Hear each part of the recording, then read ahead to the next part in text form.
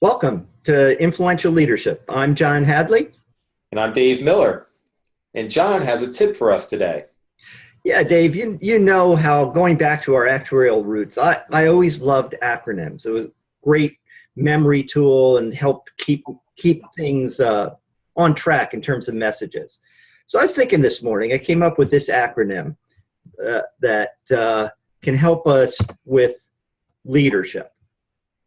So what I was thinking is a leader is always listening, to listen very carefully, to get good input, is empathizing. Because how else can you inspire your teams and your troops if you're not empathizing with them?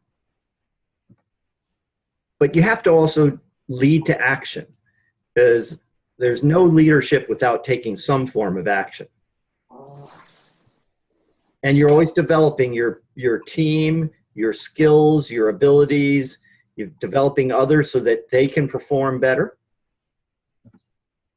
And particularly leaders engage people.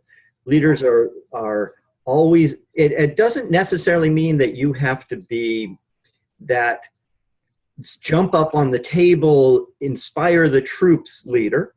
It just means that you have to have a mission and a message that engages people, that shows some clear focus, that gets people moving in the direction that you need.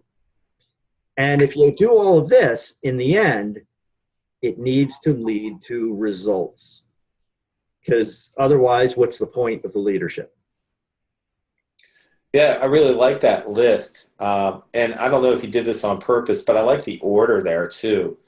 One thing that occurs to me is listening comes first. Mm-hmm. And a lot of leaders will act before they really listen to their people. Or they'll act before they may listen to their people and then go right into action before they really connected or empathize with their people. So I like, at least for the first three, I need to think about the other ones a little bit more. Maybe the order doesn't matter as much other than the results coming at the end. But I love how it starts with listening. I think you're absolutely right, because if I just move forward without listening, I mean, that's like the leader who surrounds him or herself with yes men. That's, you're just listening to what you want to hear. You're not really empathizing with what people are engaged by, what's going on with them. And you may act, but that action is going to be at best suboptimal. It's not going to take advantage of what you can really get out of the people under you.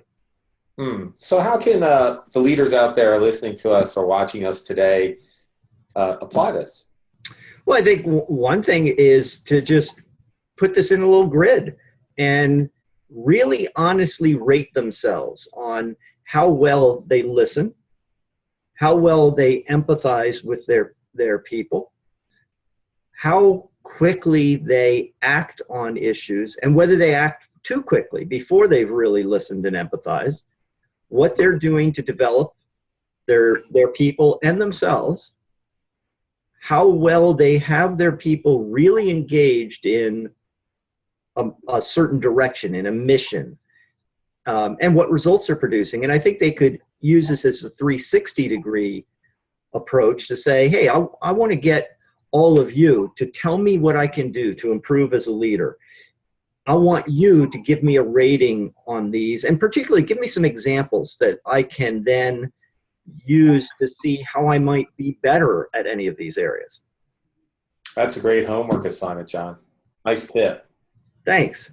So that's what I wanted to share today, and everyone go out and be influential.